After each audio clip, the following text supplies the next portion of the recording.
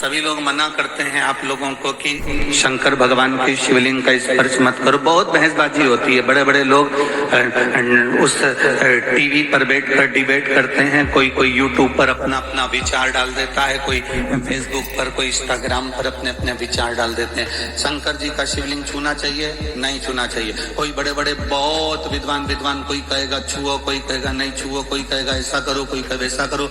कई लोग विरोध भी करेंगे कि शंकर जी पे चढ़ा हुआ जल मत पियो, कोई कहेगा शंकर जी का शिवलिंग का स्पर्श मत करो, कोई कहेगा बेलपत्री चढ़ी हुई ना खाओ। ये आपके ऊपर निर्भर करता है। जिसने पुराण नहीं पढ़ी वो संकोच करेगा, जिसने शिव महापुराण को, लिंग पुराण को, नर्मदा पुराण को, स्कंद पुराण को जिसने दिल से एक बार भी पढ़ लिया वो कभी विचार नहीं करेगा।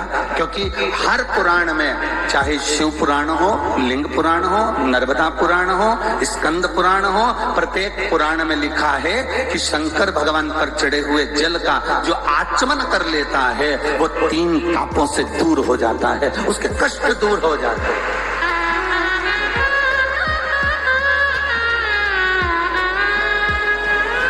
मेडिकल पे से दवाई लेकर खाओगे कितनी भी खा लो असर नहीं करने वाली। डॉक्टर लिखेगा और डॉक्टर की लिखी हुई दवाई खाओगे तो 5 दिन की दवाई लिखेगा और 3 दिन में ठीक कर देगा। बोलो सही है कि गलत है? जम के बोलो जरा। आप बाजार से कोई सी भी दवाई खरीद कर, साहब मेरा सिर दुख रहा है, दे देना साहब, मेडिकल वाले ने दवाई निकाल कर दे दी। साहब मेरा पेट दुख रहा है, मेडिकल वाले ने दवाई निकाल कर दे दी। एक दवाई व्यक्ति खाता है कि बाजार से ली और खा ली,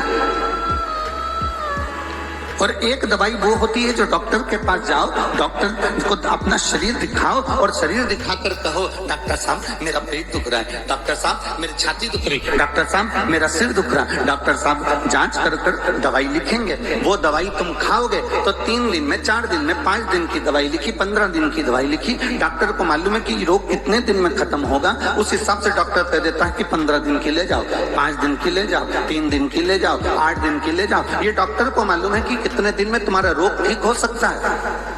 एक दवा वो होती है जो तुम खुद अपने मन से खरीद कर खा लेते हो, और एक दवा वो होती है जो डॉक्टर लिखता है, उस लिखी हुई दवा को खाते हो। बाजार से अपने मन से ली हुई दवा खाओगे तो किडनी और लीवर ये दोनों उस दवाई से डैमेज होते चले जाते हैं, क्योंकि तुम अपने मन से लेकर खा रहे हो। जो मिल गई खा लिया, सिर दर्द तक खा लिया, पेट दर्द तक खा लिया। एक दवाई वो होती है जो तुम अपने मन से लेकर खाते हो, और एक दवा वो होती है जो डॉक्टर लिख कर देता है, खाते हो। इन दोनों में अंतर है। जो तुमने मन से लेकर खाई उससे साइड इफेक्ट कितना हुआ, कितनी लीवर, कितनी किडनी डैमेज हुई, ये आपको नहीं मालूम। आप तो खा लिए, थोड़ी देर सिर बंद हो गया, आपने तो खा लिया, थोड़ी देर पेट बंद हो गया, पर डॉक्टर ने जो लिखी उसको आपने खाया तो डॉक्टर को मालूम है कि इस दवाई से साइड इफेक्ट ना हो तो एक दवाई और लिखता है, इस दवाई से ये कमजोरी ना आए तो वो एक दवाई और लिखता है। कभी भी डॉक्टर एक अकेली गोली नहीं लिखेगा, उसके साथ में 2-3 और लिखेगा। जो डॉक्टर की लिखी हुई खाते हैं वो अंत तक भी मजबूत बने रहते हैं, उनकी ना किडनी ना लीवर कुछ खराब नहीं होता। और जिनका तकलीफ आई मन से ली खा लिया, तकलीफ आई मन से ली खा लिया, तकलीफ आई मन से लिया और खा लिया। आखिरी में क्या होता है कि किडनी और लीवर बेकार हो जाते हैं। आखिरी में क्या होता है कि शरीर डैमेज हो जाता है, शरीर बेकार, फेफड़े बेकार, हार्ट बेकार। 2 दवा है, एक दवा लिखी हुई है, एक दवा मन से ली गई। बस आप भी इस कथा को अपने अंदर धारण कर कर रखना। वेद व्यास जी ने जो लिखा, पुराणों में, शास्त्रों में, वेदों में जो वर्णन किया, उसको पढ़कर लेओगे तो कभी भी डैमेज नहीं होगे, और ये दुनिया के कहने पर लोगे तो डैमेज हो सकते।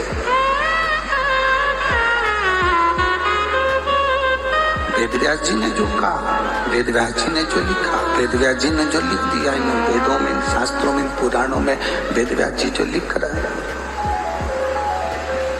इन शास्त्रों में वेदव्यास जी ने जो वर्णन किया, अगर उसके अनुसार हम चलेंगे तो हमारी जिंदगी सार्थक होगी। लोग हमसे कहते हैं गुरुजी, आप कहते हो शंकर जी पे चढ़ा हुआ जल पीना चाहिए, आप कहते हो शंकर जी पे चढ़ी हुई बेलपत्र खाना चाहिए, ये कहीं हमारे शास्त्रों में वर्णन है? हम कहते हैं एक बार दिल से